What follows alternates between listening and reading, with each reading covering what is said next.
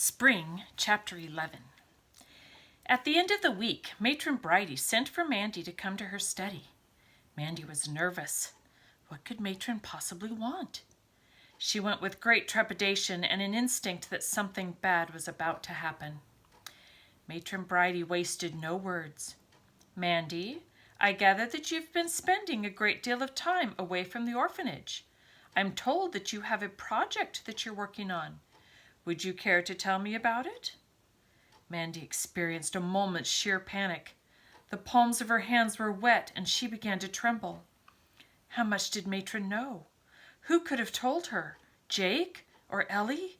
Possibly Mr. Simple or Alice? She wished she'd been more careful. "You must understand that it is very worrying to have you going off for hours at a time without our knowledge," Matron was saying. "The orphanage is responsible for you, and anything could happen when you're away from us like that." "Yes, ma'am," Mandy whispered.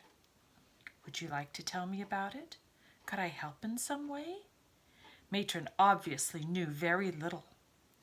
Mandy hesitated, wondering what to say. Her mind was in turmoil. She was sure to be stopped from visiting the cottage if she told the truth. Yet she hated to lie. What if she did lie and then Matron found out about it? But better to lie than to be forbidden to go to her beloved cottage again. She heard herself saying, "Well, I did have a project going, but I've given it up now." "Oh?" Matron seemed surprised.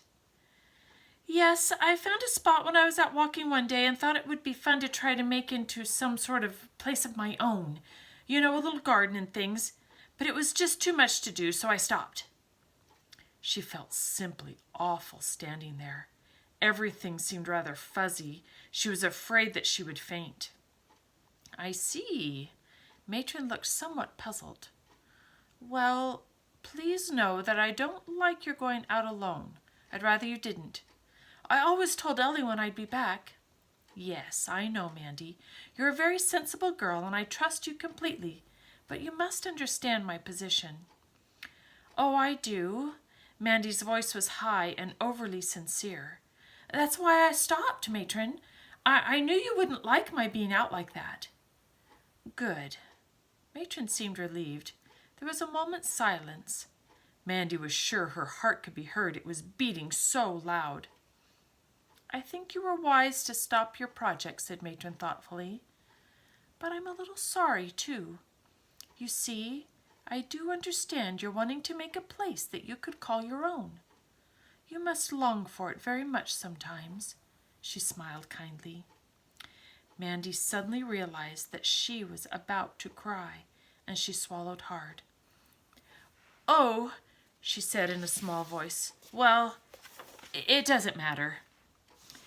"I was wondering," continued Matron in a bright voice, "if you would like me to ask Jake to put aside a small plot in the garden that you could work on. It could be your special place. It might be fun." Mandy forced her eyes to stay wide open. "No, thank you, ma'am. I've sort of lost interest now."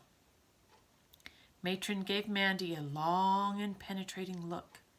Then she said quietly, "Very well, but let me know if you change your mind. Now, Mandy, that will be all." Mandy went out of the room slowly. Her eyes were brimming with tears.